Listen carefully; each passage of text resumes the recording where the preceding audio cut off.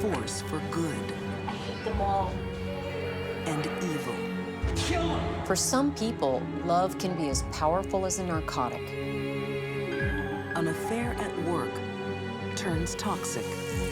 She felt the only way out was to murder her husband. The internet becomes a murder weapon. What's going on here? He was just used as a pawn in her game. And a schoolgirl crush sparks a family massacre. There's gonna be some burning in hell after this. These are deadly women, breaking hearts and destroying lives, all in the name of forbidden love.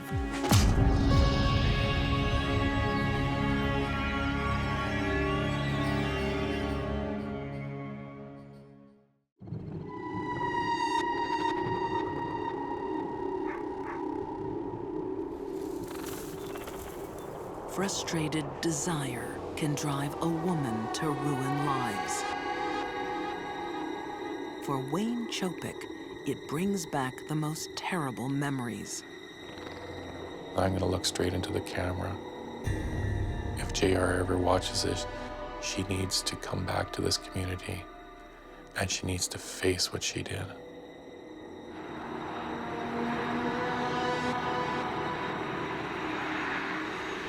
In 2006, the town of Medicine Hat, Alberta, Canada. On a quiet suburban street, a 6-year-old comes looking for his best friend. But there will be no play today.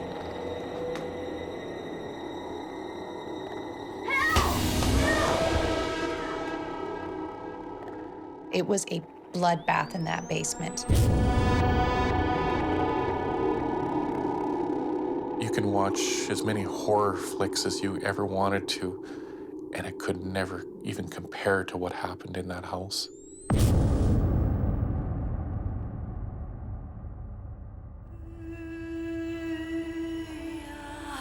A husband and wife lie dead, their bodies covered in stab wounds. The police didn't know what to make of this scene when they arrived. Was it a murder-suicide, a domestic situation? They had no idea. Upstairs, their son, just 8 years old, is also dead. Blood coated every surface of that room, all his little toys, his bed sheets, everything. The scene was so horrible that the officers were absolutely traumatized. Years later, testifying in court, they broke down on the stand, remembering that little boy dead in his bed. But that little boy has a sister. One of the officers noticed a family portrait sitting on a side table. When he took a look at it, there were 4 people, so there was a girl missing. Police think the 12-year-old daughter has been kidnapped by the killer. No one can guess the truth, because the truth is unbelievable.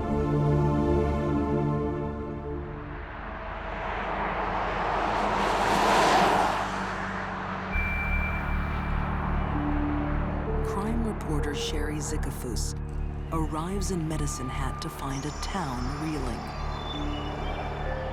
It was like a bomb had gone off. They were so shattered.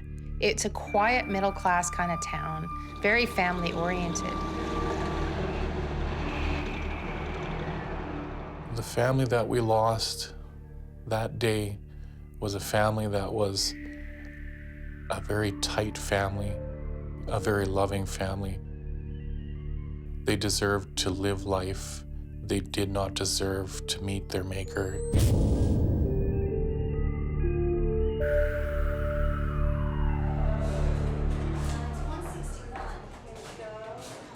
Just hours after the murders, police searched the missing girl's school locker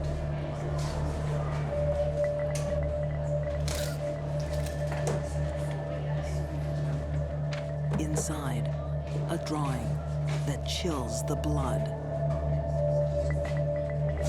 It was a stick drawing,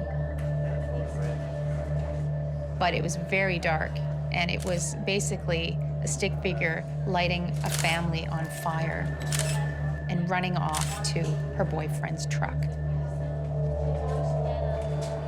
She went from missing person or kidnap victim to murder suspect immediately.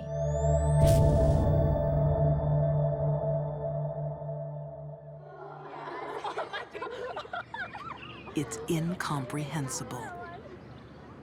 Could a 12-year-old schoolgirl really be responsible for slaying her own family? Oh my goodness, go back, go back. Oh. JR was a typical ordinary Catholic schoolgirl. Teachers said she was quite a diligent worker and by all accounts, just a very typical, unassuming girl. Until she discovers a dark side. She started becoming interested in the goth movement.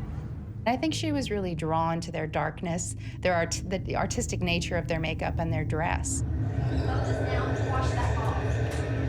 While her friends were obeying the Catholic school dress code, she was more interested in chains and shorter skirts and fishnet stockings, what she'd seen other kids at the mall wearing. So disappointed. You know you're not supposed to wear that at school. That'll have But to this go back. is more than fashion. Waist. What is that around your waist? It's a belt. Well, you know you're JR is acting strangely. The sweet little girl has fallen in love with every parent's worst nightmare.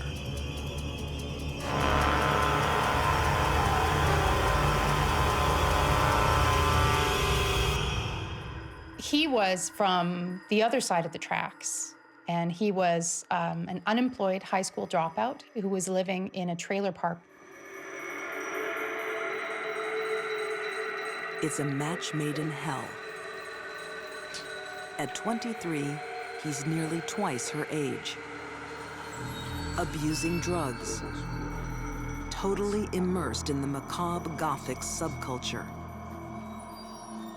He even went so far as to tell his friends he believed he was a 300-year-old werewolf and that he carried a vial of blood around his neck. JR looks and acts older than her 12 years.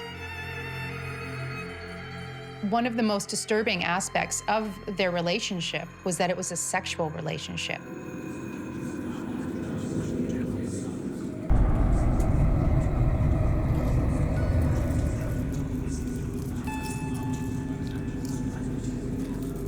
Driven by forbidden love, JR completes a Gothic transformation.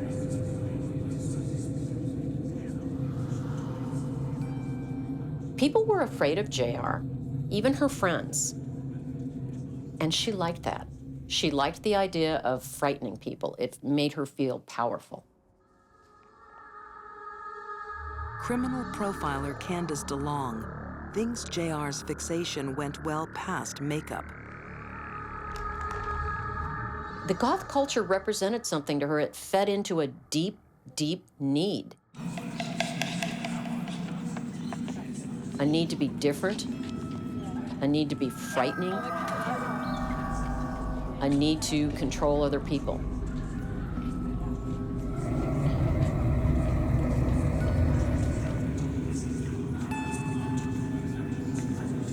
At the center of this dark world is her boyfriend.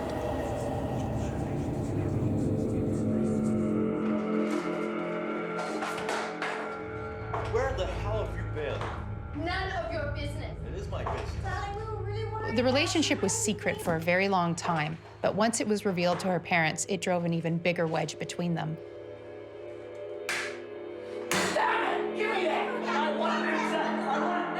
Basically, it started a war within the house.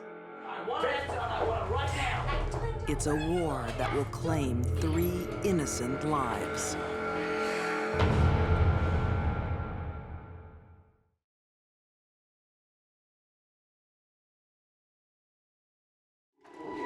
In Medicine Hat, Canada, Where the hell have you been?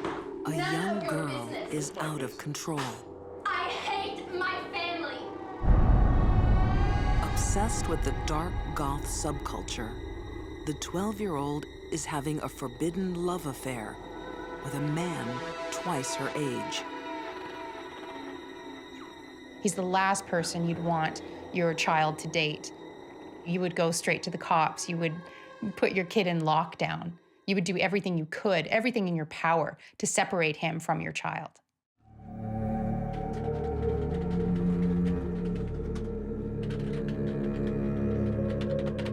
When JR's parents intervene, her affair and her anger move online.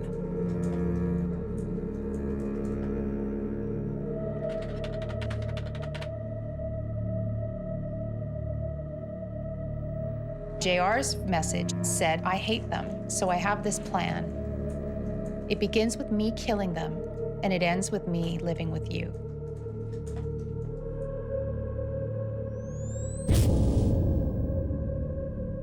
JR found in her boyfriend a man, an adult, in her eyes, that she could control.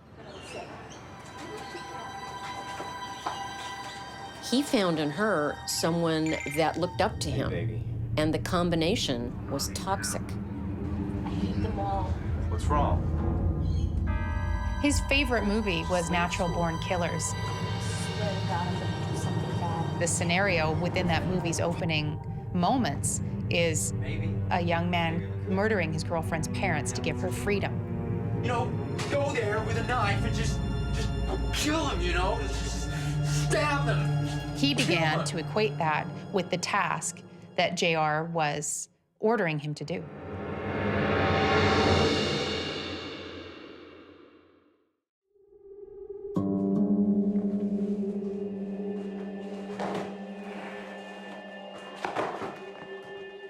In the dead of night, JR's mother hears a noise in the basement.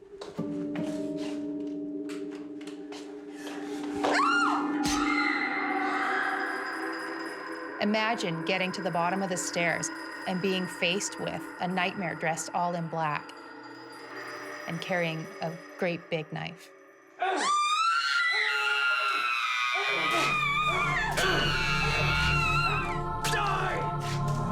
This suburban mom doesn't stand a chance.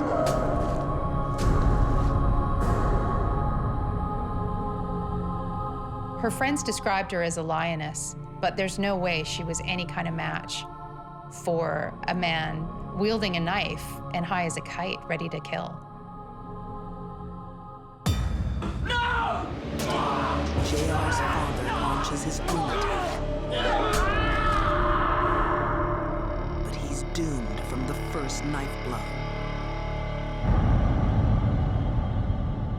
One of the real problems with the sympathetic response to stabbing is that with the increased heart rate, increased blood pressure, you're going to bleed more rapidly. So you're going to weaken very quickly.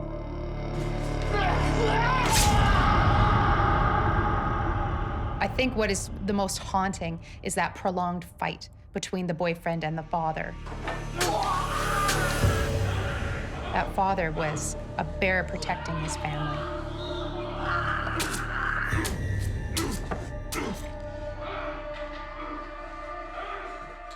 Sunrise. Upstairs, Go to bed. JR holds her terrified brother. Listen, cover your ears.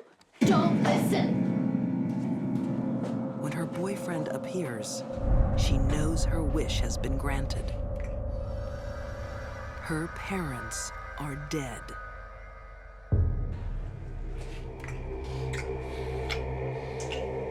They are free to be together.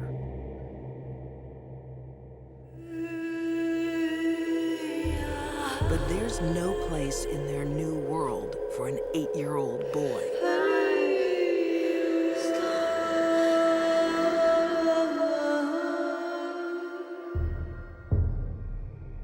It's a crime too horrible to even imagine. He died for nothing. They basically reasoned that he had to go too because he was too sensitive and it would be wrong to leave him without parents.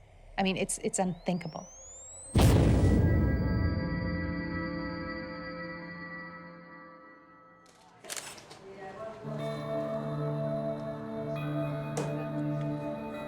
the young couple's freedom doesn't last long. Within 24 hours, they are under arrest. They weren't displaying any outward signs of grief or trauma of what had happened. In fact, the boyfriend was showing off his eye that had been injured in the fight with JR's father.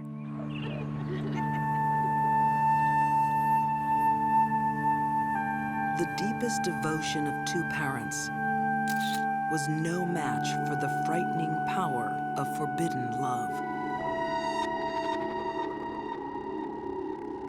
They had loved and cared for their daughter to the nth degree.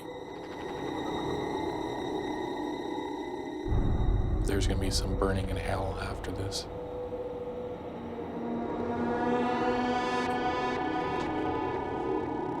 JR's boyfriend is now serving a life sentence for murder. Under Canadian law, JR's true identity can't be revealed. Found guilty of 3 counts of murder, she receives the maximum juvenile sentence. 10 years. People were outraged by that sentence, but that is the way Canadian law is set up. It's set up to rehabilitate young people, not so much to punish them.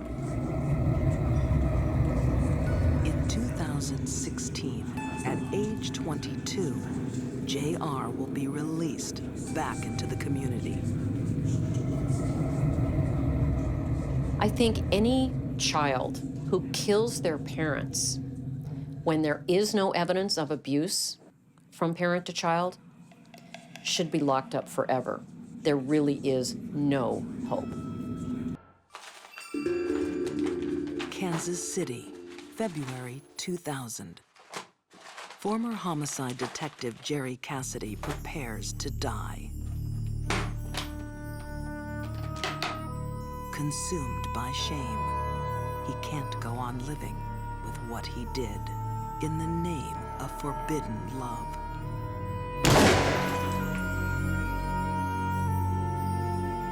His briefcase holds the key to a baffling death.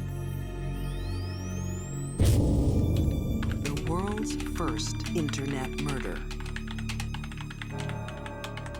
This case had everything. It had murder, it had sex, it had the internet, intrigue, deception, lies, everything wrapped into one.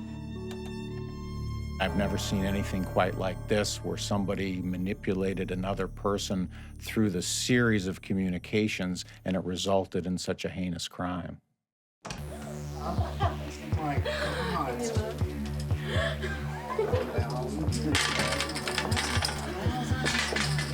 Reno, Nevada. A few months earlier, Jerry Cassidy is enjoying a wild weekend with a wild woman he met online. Cherie Miller represented that she was a wealthy businesswoman from Flint and that she was in the auto parts business. 27-year-old Cherie Miller is gorgeous. The fact she's married only adds to the excitement. Cherie told Jerry that her husband was involved in the mafia. Whoa! And she couldn't leave him because she knew too much, and he wouldn't let her leave. To winning. Lonely Jerry doesn't care. He's been down on his luck too long.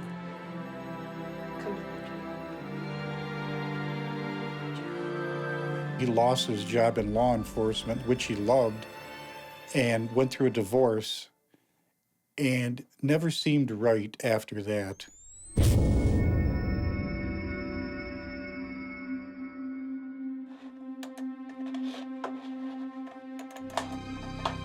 Cherie goes home to Michigan. forbidden love continues to flourish online. Cherie and Jerry launched into a series of emails and internet discussions,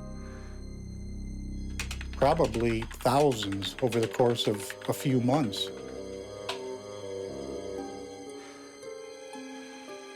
Jerry and Cherie's online relationship developed as quickly as a relationship would have had they been sitting across from each other chatting. They basically fell in love over the internet.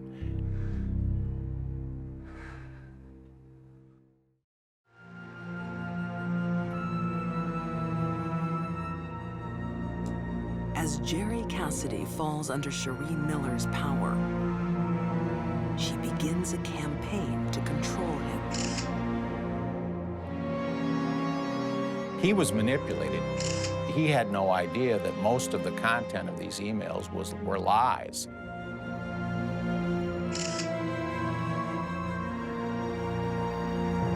Cherie pretends that she's pregnant with twins. And he is the father.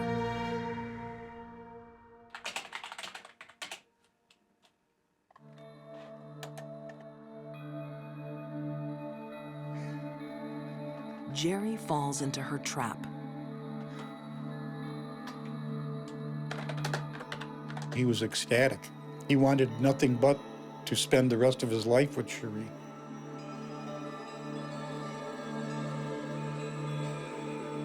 It's all a lie.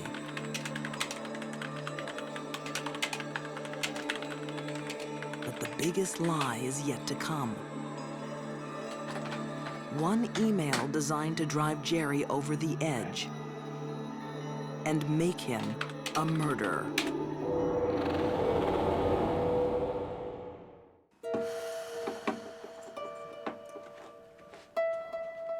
In the anonymous world of the internet, lies are easy to tell.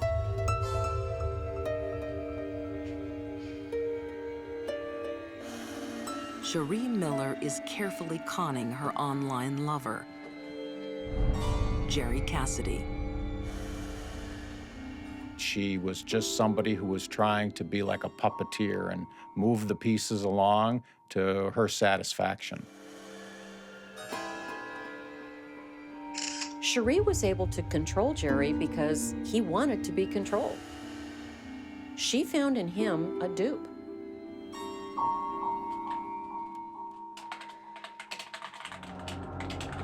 Cherie tells Jerry her husband Bruce is a violent gangster.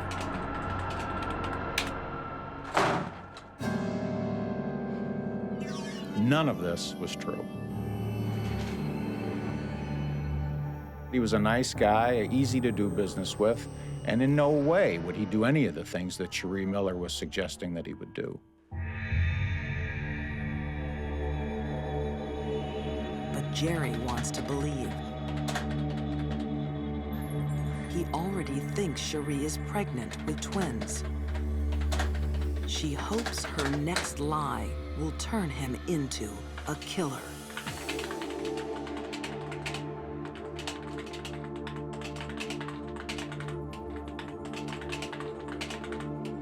The turning point in all this was when she said that her husband had beaten her specifically so that the twin babies would be killed.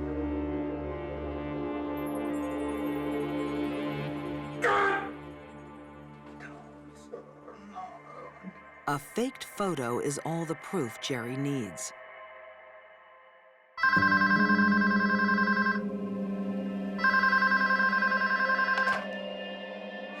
Cherie.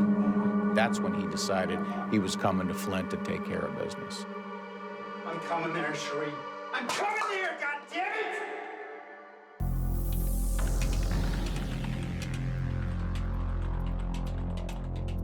Chatting online, Cherie and Jerry plot every detail of her husband's murder.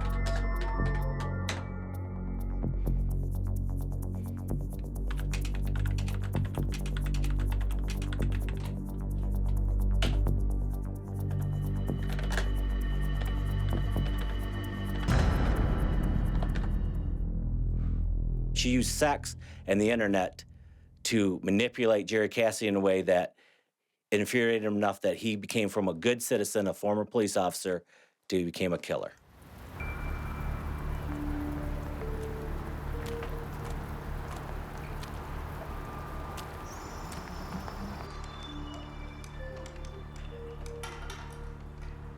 The plan was for Jerry to walk in, say, "Hi, I'm Jerry."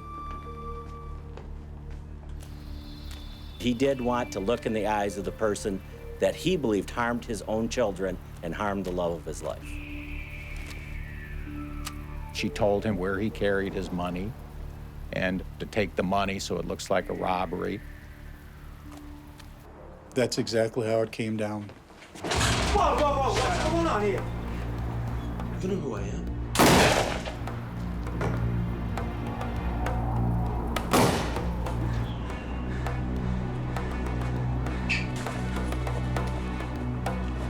The police were baffled at first.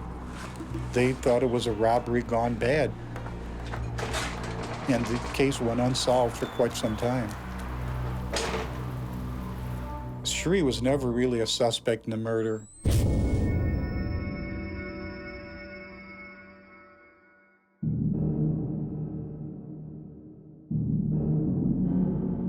When it all dies down, Jerry thinks his new life is about to begin. But Cherie has already moved on. He came back to Flint, Michigan, right to Cherie Miller's house, and at that point had found that Cherie Miller had already moved in her new boyfriend.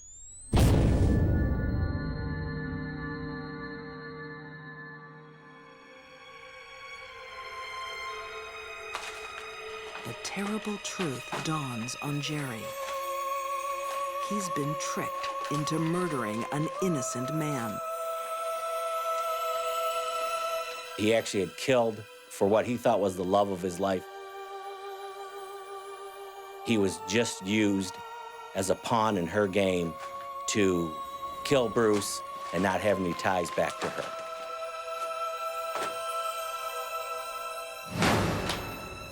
The former detective's final act is to take revenge on the woman that destroyed his life.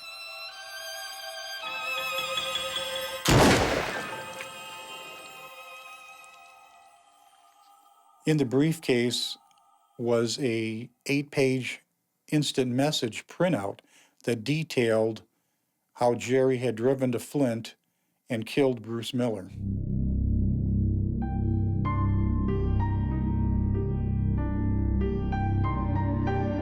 Cherie's beloved computer lands her in a murder trial. Her testimony was nothing but one lie after another, but she was caught in every single lie because we were able to produce for her all the emails, all the chat room conversations, all of the instant messaging that she had done.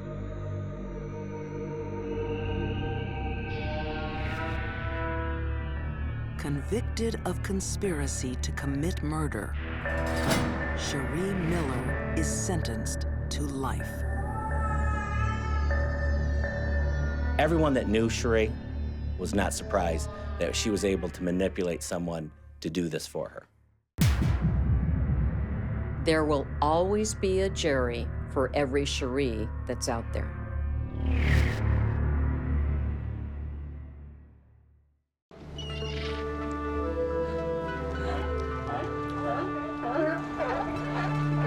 La Jolla, San Diego, November 2000. Hey, I'm home. 24-year-old Kristen Rossum discovers an eerie recreation from her favorite film, American Beauty.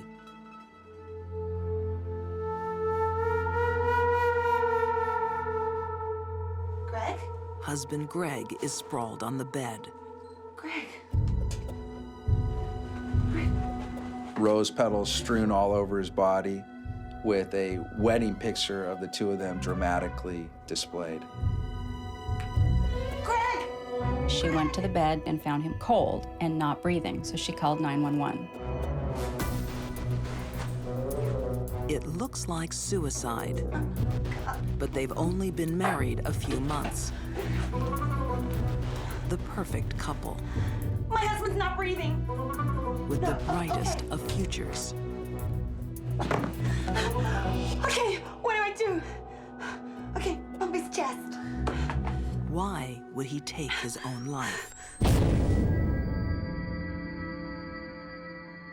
According to Kristen, she told Greg that she was planning to leave him. Greg was distraught about their relationship, about the impending end of their relationship. And he had overdosed.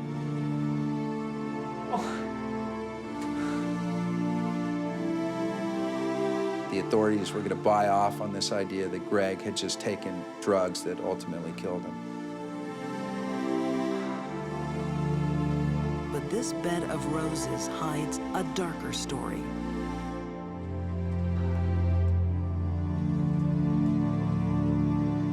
Brilliant, beautiful, young woman, but obviously with a troubled and perhaps evil side to her. Researching Kristen Rossum's history, journalist Caitlin Rother finds a girl driven to succeed.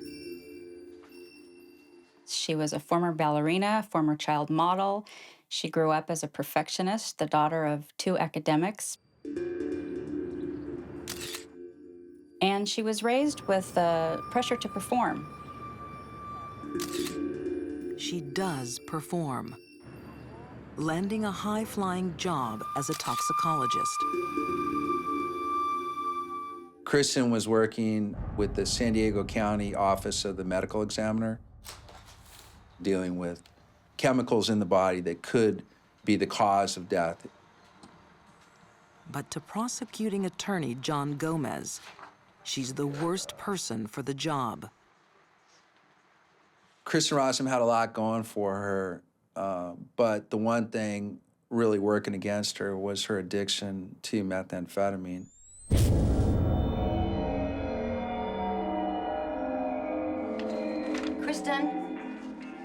Kristen was 16, and she started using methamphetamine when a friend introduced it to her.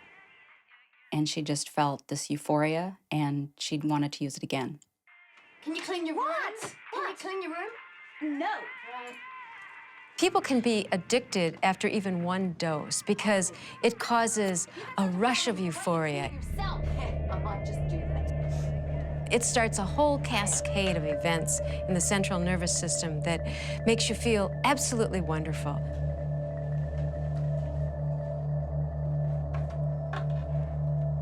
Once addicted, users are on a deadly downward slide.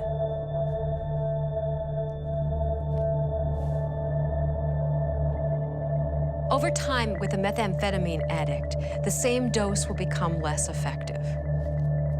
The brain, which has now become dependent on this, becomes very depressed when we don't get it. So it's an absolutely incredible and very dangerous drug.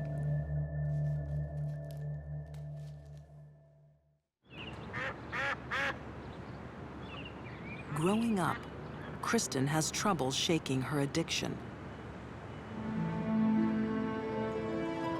But a new boyfriend brings new hope. Greg DeVillers was a nice boy from a nice family, the son of a doctor. It was love at first sight, at least for him. Kristen did have some doubts about getting married to Greg. She spoke with her parents, and they thought, well, he was so good for her. They thought he was her saving angel because he helped her get off meth. So they were encouraging her, and so she went ahead with it.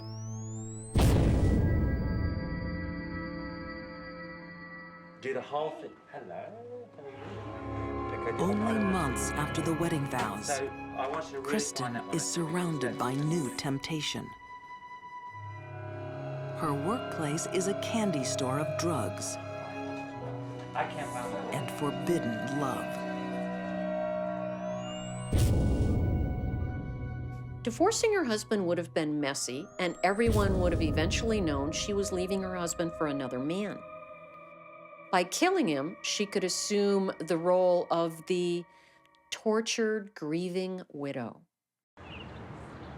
Kristen Rossum is a glamorous 26-year-old who appears to have it all. A successful career and a doting husband. But forbidden love has turned her life into a lie.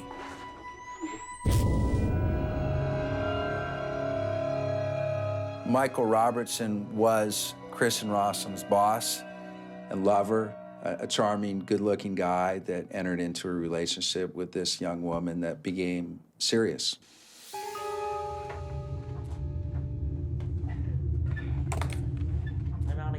Kristen and Michael were carrying on their affair in emails, in cards, and in letters. Have a good night.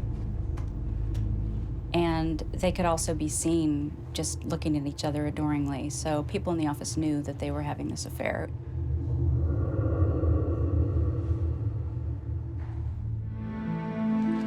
Hey, honey. Happy birthday. Husband Greg is at a loss. The love of his life seems to be slipping away.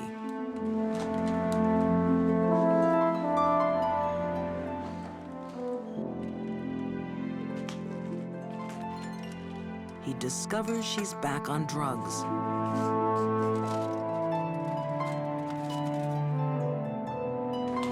When he finds a letter from her lover, Hey, what are you doing? What is this? all her secrets are out in the open. That's private. Give it back.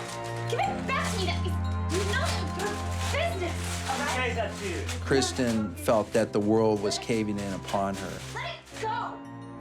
and that Greg was getting ready to reveal her as an adulteress, as a methamphetamine addict.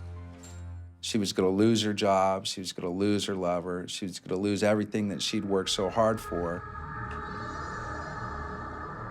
And she felt the only way out was to murder her husband.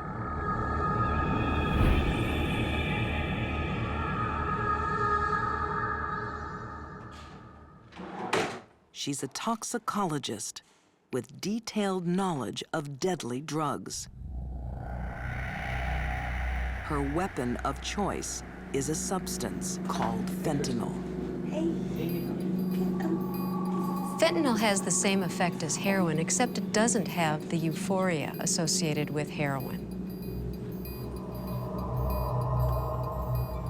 It's not normally picked up by routine opiate screens because of its chemical structure.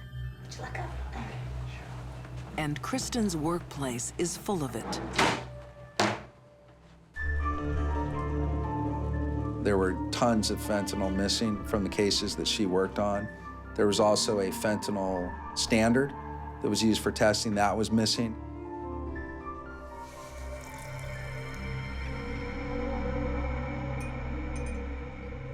Shattered by his wife's affair, dulled by painkillers, Greg DeVillers is an easy target. Here, drink this. What is it? It'll make you feel better. Drink it. All of it? Soon, the deadly fentanyl is coursing through his body. One of the big problems with fentanyl, like all narcotics, is that it causes profound respiratory depression. People stop breathing. Their heart continues to beat. There's a lack of oxygen. So fluid builds up in the lungs, and fluid builds up in the brain, and eventually they die. So pathetic. Inspired by the movie American Beauty, Kristen does some elaborate set dressing.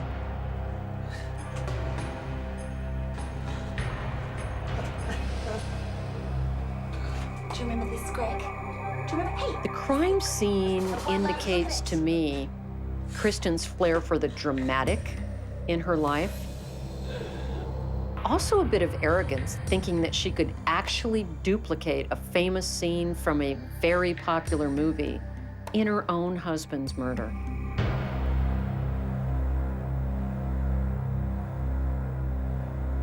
It looks like suicide. The medical examiner agrees. Kristen had used fentanyl to kill Greg, knowing that her coworkers would investigate the cause of death, that they didn't test for fentanyl. Kristen knows that going in. That's why she chose fentanyl.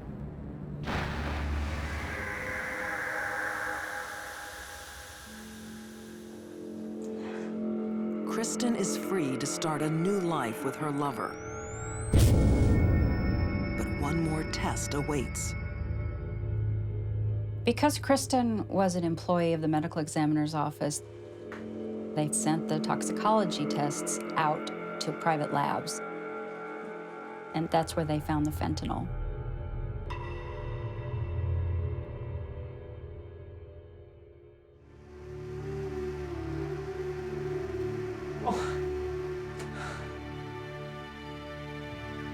It seemed like the suicide of a lovesick man. But the traces of fentanyl prove it's a murder.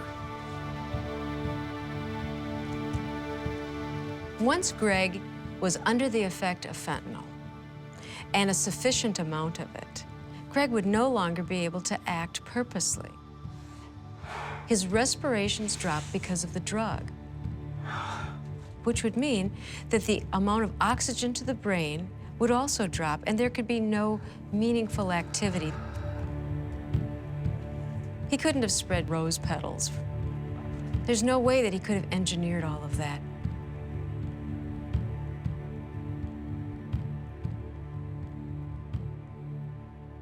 Had that crime scene not been so elaborate, and had Kristen not been going for the dramatic in that crime scene with her husband, she might not have drawn attention to herself. Kristen Rossum is found guilty of first-degree murder and sentenced to life in prison.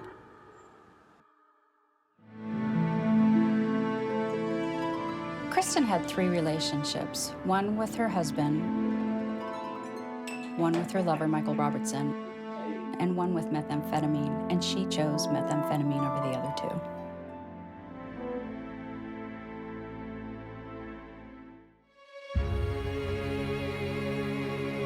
2. Illicit desire drove these deadly women into a world of murder. JR's schoolgirl fantasy spawned a night of terror. Kristen Rossum was torn between 2 passions, men and methamphetamine. And Cherie Miller turned internet fantasy into a lethal reality. Consumed by lies, deceit, and death, they sacrificed everything on the altar of forbidden love.